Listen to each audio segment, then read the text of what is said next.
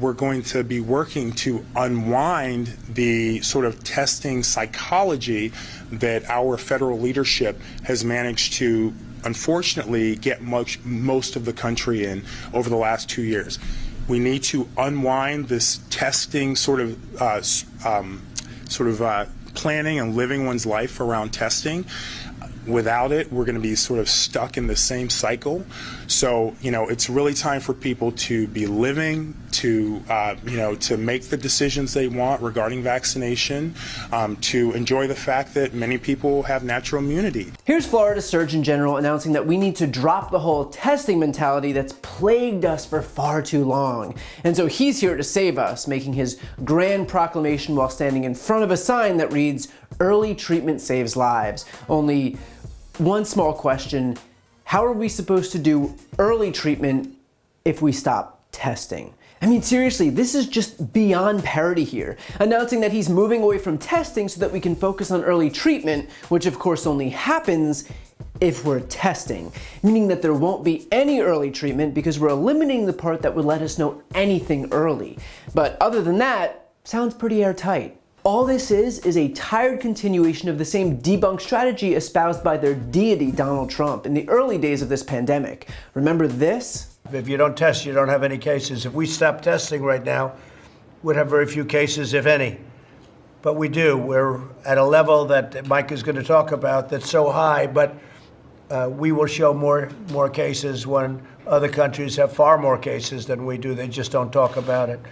Easy. If you don't test, you don't have any cases. Blow your last exam, just don't look at the grade. Worried about wildfires and tornadoes and hurricanes these days? Just close your eyes and the natural disasters go away. It's simple. It's like someone taught these people peekaboo when they were children and then they never developed any concept of object permanence.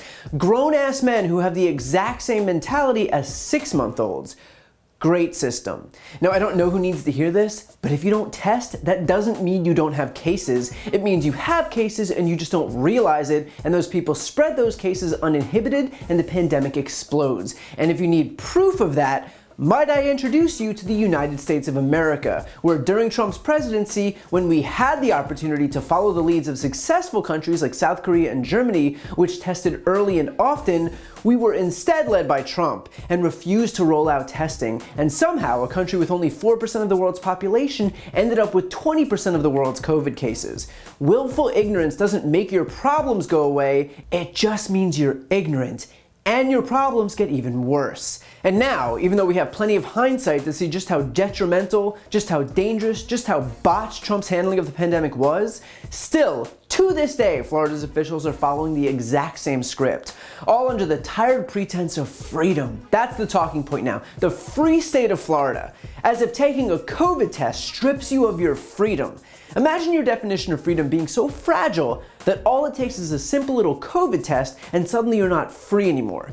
If that's all it takes to make Republicans feel unfree, then I'm not sure that's the kind of freedom I'd want any part of. And just to give you an idea of the so-called freedom in action, here's the natural conclusion of limiting preventative measures like testing. In Arizona, Oro Valley Hospital is so inundated with COVID patients that they're not currently accepting heart attack patients thanks to understaffing, which is also due to COVID. Is that the freedom that Republicans keep telling us about? The freedom to have no hospital beds in the event of a heart attack? Because if that's how Republicans define freedom, I think I'm good. But of course Republicans don't talk about that part because that would undermine their argument. The fact that Florida became the epicenter of the virus once vaccines became available and Florida opted for no safety measures is proof that their strategy cost thousands and thousands of lives.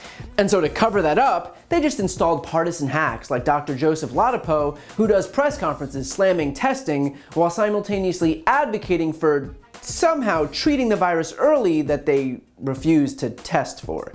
So Ron DeSantis and his lackeys can continue restricting proven safety measures and instead put their own constituents' lives at risk while congratulating themselves on being patriots, but they are living proof of the dangers of turning a public health issue into a culture war issue.